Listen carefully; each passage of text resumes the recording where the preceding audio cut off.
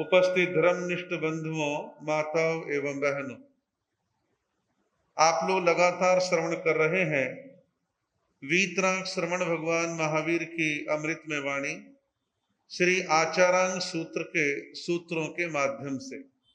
आगे कन्या सूत्र में कहा है, जे गुणे से आवट्टे, जे आवट्टे से गुणे। जो काम गुण है, इंद्रियों का शब्द रूप गंध रस स्पर्श आदि विषय है, वह आवर्त है, संसार का चक्र है। और जो आवर्त है वह काम गुण है। यह काम गुण और आवर्त को आपस में जोड़ा गया है। आप और हम सारी दुनिया के लोग पांचों इंद्रियों के विषय के आवर्त में घूम रहे हैं। इसको काम गुण कहा है। देखिए, इंद्रियों का जो विषय है अच्छा भी है और बुरा भी है। अच्छे के लिए तो कोई दिक्कत है ही नहीं, लेकिन इंद्रियां जब बुराई की तरफ बढ़ती हैं या बुरे विषयों का सेवन करती हैं तो वो हमारे को ज्यादा परेशानी, कर्म बंधन, अनेक प्रकार की पीड़ा परेशानियां वो हमारे को देती हैं। दुनिया में बहुत सारे लोग अनेक तरह के विषय भोगों का सेवन करते हैं, कुछ खास चीजों के गुलाम बन जाते हैं। कोई नशा कर रहा है, कोई दारू पी रहा है, कोई मांसाहार कर रहा है, कोई परिस्त्री गमन कर रहा है। स्पर्श आदि का आकर्षण, ना जाने क्या क्या चीजें व्यक्ति को जीवन के पतन की ओर लेकर के जाती हैं। सीधी सीधी सी बात है, जब जब इंद्रियों के विषय गलत दिशा में आपको घसीट के लेकर के जाएंगे तो नवीन कर्म का बंधन होगा, और नवीन कर्म का बंधन होगा तो उतना ज्यादा जन्म मरण होगा, उतनी ज्यादा पीड़ा तकलीफ होगी। तो इसको एक नाम दिया आवर्त। आवर्त यानी घेरा, गोल घेरा। तो कोई गोलाकार चीज में व्यक्ति फंस जाए तो बाहर निकलना बड़ा कठिन सा हो जाता है। अब देखिए, बाढ़ का पानी सीधा सीधा बह रहा है, व्यक्ति उसमें डूब भी सकता है, फिर भी कहीं बचने के चांस है। कोई चेन लटक रही है, कोई पेड़ की डाल लटक रही है, कुछ और साधन मिल गया, बच जाता है। लेकिन जहां पानी व्यापक रूप से होता है वहां पानी में भंवर पड़ता है। पानी का जो भंवर होता है, पानी के भंवर में जो फंस गया वो कितना ही तैराक क्यों ना हो, बाहर नहीं निकल सकता। तो अति मात्रा में इंद्रियों के विषयों का गुलाम बनना, इंद्रियों को खुली छूट देना, विषय भोग की ओर अपनी इंद्रियों को खुली छूट दे देना, तो ऐसे व्यक्ति उस आवर्त में घिर जाते हैं। और आवर्त का मतलब है बार बार जन्म मरण की प्रवृत्ति। इससे बचना कैसे है? संयम करना है। संयम कैसे करना है? देखिए, दो मोटी चीजें हैं कि भाई कुछ आत्माओं ने महाव्रत ग्रहण कर लिए और वो साधु बन गए, काफी हद तक अपने आप को उन्होंने नियंत्रण में कर लिया। एक है श्रावक लोग। श्रावकों में भी क्या है, कुछ विशेष जागरूक श्रावक होते हैं, विभिन्न प्रकार के नियम, पचखान, मर्यादा। आप देखिए, हमारे यहाँ पर पुराने साधु भी और काफी हद तक आज भी कोई गृहस्थी कहे या महाराज भी कह दें कि भाई आपने गुरु धारणा ली है, आप गुरु धारणा लेंगे, गुरु धारणा लेनी चाहिए। तो कहता है कैसे होता है? साधु कहते देख, 7 प्रकार का कुव्यसन त्यागेगा तो तुम हमारे शिष्य यानी कि भगत बन सकते हो, शिष्य बन सकते हो, हम तुम्हें गुरु धारणा दे सकते हैं। वो कहते ये क्या है?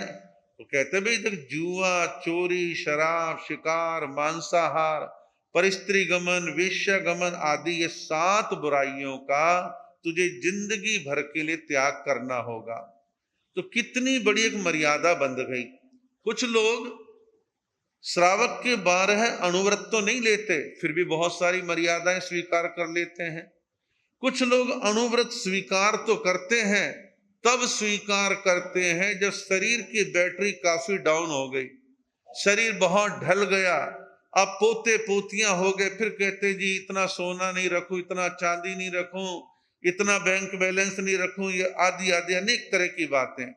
तो कहने का मतलब ये, समय रहते श्रावक वृत्ति में भी जो लोग जाग जाते हैं वो उस आवर्त से अपने आप को काफी हद तक बचा लिया करते हैं।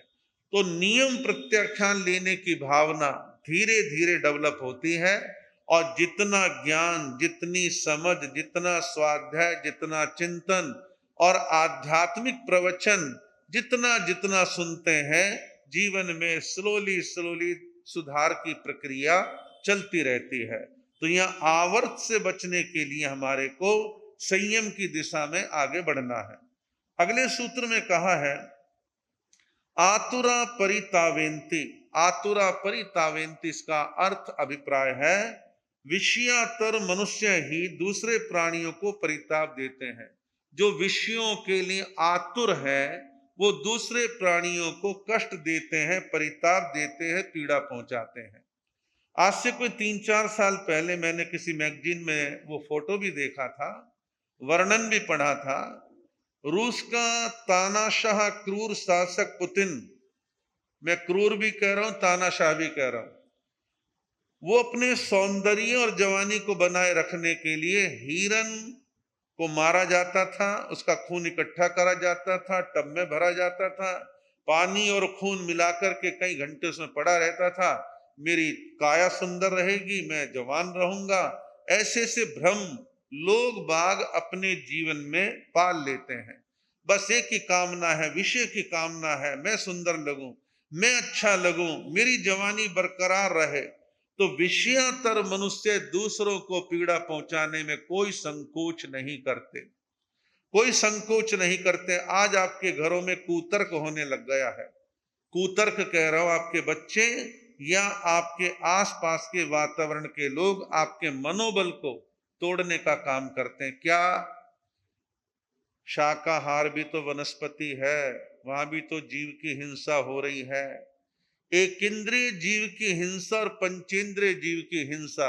और जैन तो कह रहे हैं ना कि भाई प्राणों का आधार बनाने के लिए हम ये खा रहे हैं और हमें इस बात का विवेक है, ज्ञान है। लेकिन कोई जैन ये तर्क तो नहीं देता ना, कोई जैन डूब गए उसको छोड़ दो। आम जैन व्यक्ति ये तर्क थोड़ी ना देता भाई हाँ एक इंद्रिय खा लो तो पंचेंद्रिय खा लो। पंचेंद्रिय कटता है, तड़फता है, पीड़ित होता है, खून बहता है, उसके भी प्राण है, उसकी भी जान है। और आप एक इंद्रिय के लिए भी मिच्छामि दुक्कडम भी देते हैं, बहुत प्रायश्चित करते हैं। लेकिन आज के जमाने में कुतर्क बहुत होता है, और ये कुतर्क आप जैसे बड़े और मैच्योर लोगों पर असर डाले ना डाले, लेकिन आपका 15, 16, 17 साल की कोमल बुद्धि का बच्चा बच्ची उस पर ये कुतर्क प्रभाव डाल सकते हैं। तो विषयातुर व्यक्ति जो है दूसरों को मारने में, हिंसा करने में कोई संकोच नहीं करता। मन में विचार आता है कि मैं फला अभक्ष पदार्थ खाऊंगा, फला जानवर का खाऊंगा, आदि आदि। तो जो लोग करते हैं कितना क्रूरता का काम करते हैं, उनको परिताप पहुंचाते हैं। उनकी लक्ष्य, उनका भाव क्या है? मेरे को इंद्रिय सुख मिले, मेरे को विषयों की पूर्ति हो और ये सारी चीजें मेरे जीवन के अंदर हो, ऐसा उनके मन में ख्याल रहता है। आप देखिए इंसान शाकाहारी भी है, लेकिन द्रव्य रूप से शाकाहारी है, लेकिन क्या वो भाव रूप से भी सात्विक विचारों का है? जैसे उदाहरण के तौर पर एक आदमी किसी के यहां पर नौकरी करने आया, महीना हुआ नहीं और वो 15 दिन 20 दिन में जा रहा है छोड़ के। या तो आपको काम पसंद नहीं आया या उसका मन नहीं लगा, जो भी मजबूरी समझो। मालिक कहता महीना करता तो तुझे तनख्वाह देता, 20 दिन की तनख्वाह नहीं दूंगा, जा यहां से। आपने गरीब आदमी के 20 दिन का हक अधिकार मारा। एक व्यक्ति विचार करता है कि मेरे यहाँ पर 200, 400, 500 लोग कर्मचारी काम करते हैं, मैं फला फला चीज में इतना कट मारूं तो इतने हजार मेरे बचते हैं, और व्यक्ति कर लेता है। और ऐसे भी आप में उदारवादी दृष्टिकोण के लोग हैं जो औरों को परिताप देना नहीं चाहते। जैसे कि कोरोना काल में बहुत लोगों ने बिना काम के भी तनख्वाहें दी, ऐसे भी लोग थे।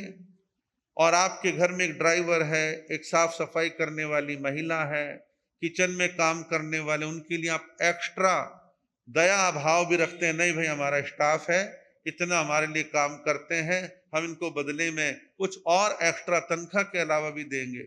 ऐसे भी लोग हैं। दुनिया में दोनों तरह के लोग हैं। तो विषयातर लोग जो है परिताप देते हैं, पीड़ा पहुंचाते हैं। अब आप देखिए, विषयों में आतुर लोग क्या करते हैं। अखबार भरे पड़े, मैं क्या बतलाऊं। इतनी रेप की घटनाएं भारतवर्ष में भी घटने लगी, और जगह दुनिया में भी होती होंगी, लेकिन यहां पर ये घटनाएं कम सुनने में आती थी।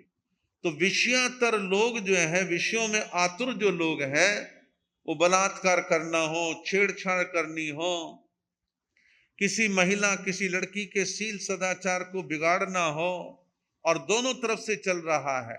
महिला वर्ग भी इस प्रकार का व्यवहार करने लगी है। इन सब चीजों से सबको बचना चाहिए। तो विषयों की जितनी प्रबल कामना होगी, उतना व्यक्ति गलत काम, गलत दिशा में बढ़ने का कार्य वो निरंतर करता रहेगा। आगे के सूत्रों की चर्चा आगे करने का भाव रहेगा। आप आते रहेंगे, और वीतरागवाणी सहित आपको रमणीक मुनि जी महाराज ने सामायिक के बारे में सुनाना प्रारंभ करा है, और उनके भाव को आप समझेंगे कि भाव क्या है। हम शुद्ध सामायिक करें। इस प्रसंगों में व्यंग भी आएगा, तीखापन भी आएगा, लेकिन ये सब आपको सही दिशा बतलाने के लिए है कि आपको अच्छा लगे कि आप किस दिशा में आगे बढ़ रहे हैं।